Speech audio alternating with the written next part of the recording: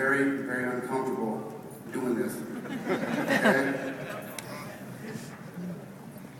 About 2 years ago, I was in this very same position, and before I even got up and spoke one word, an absolute disaster happened. Before I walked up to the podium, it was a disaster. You see, I was at this Three Stooges convention, and I was asked to come up and say a few words, and before I got to the podium, I was poked in the eyes so many times, I couldn't see my notes, and the speech went down the drain. So, if at any time throughout the speech, if you see me doing this, I'm just having a flashback, okay? I want you to know that.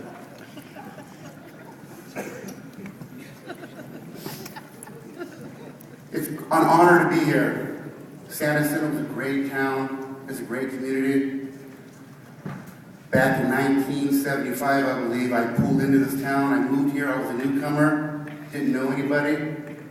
I didn't know at the time that I would live in a community that had generations of families that went back to the 1800s.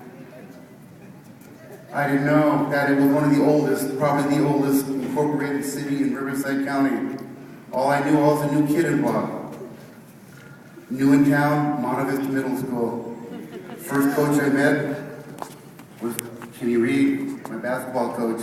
Gary Harvey was a substitute teacher. I went on to go to San Jacinto High School. I'm not going to talk about how far I grew or all the accolades that I did.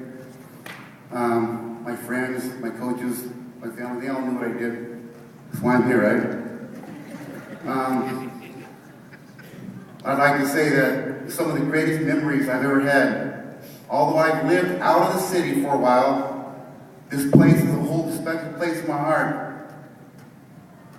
Several times throughout the years, I've driven back into town, and I always make it a point to drive by San Jacinto High School, and I look at the school and I smile, thinking about, what a good times. I remember when I was in high school as a freshman, we had a track program. It was a track program on paper. Nobody wanted to coach it, no athletes were coming out, but because we had some success at Monte Vista Middle School, all of a sudden we started getting some players. Coach Harvey stepped up to the plate, and he decided to be the track coach. Later handed the reins to Coach Maggard. And I don't know if you guys know, but San Jacinto has a long tradition of having a good track program. Getting back to his memories, one particular memory that I will never, ever forget, okay? We're practicing over at Monte Vista, and Coach Harvey was telling everybody how the 440 was not that tough, and you need to put more effort out. And so somebody said, okay, show us how to do it, Coach. He throws down his whistle, his clipboard, and he gets out there and he runs the 440 for time. I was worried because I didn't know CPR at the time. I'd never seen anybody foam with the mouth. It was really bad. But we went on and had a good track career at San Jacinto. I'm not, like I said, I'm not going to talk about numbers and accolades and all that stuff. Went to San Jacinto 4 years, played football, basketball, track. Went on to play at Mount San Jacinto College. And you've never experienced anything in your life like being in a weight room at Mount San Jacinto College when Coach Stengel walks in with a 12-inch cigar, blowing smoke in your face, and trying to roast you. If you try to do that now, you probably get fired, but you know, that's a great memory. I'll never forget it. So if I look back, those are the kind of things that make me grin. It just makes me smile. Another thing that I think about was when we started our track program, when Coach Maggard took over, I thought, wow, what a great opportunity. I get to teach the shot put and discus coach how to throw the shot put and discus. How great can that be? He was a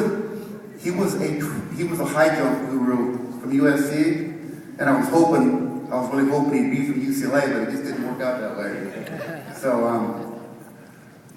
but Those days of being involved in sports, it was just a competitive thing. I was just a kid trying to have fun.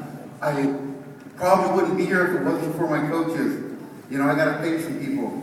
You know, Coach Dozier, I thank you for giving me the chance to start as a sophomore and to play 2 ways. And I'm glad we had a playbook that only had 6 plays because I got hit in the head a lot back in the day.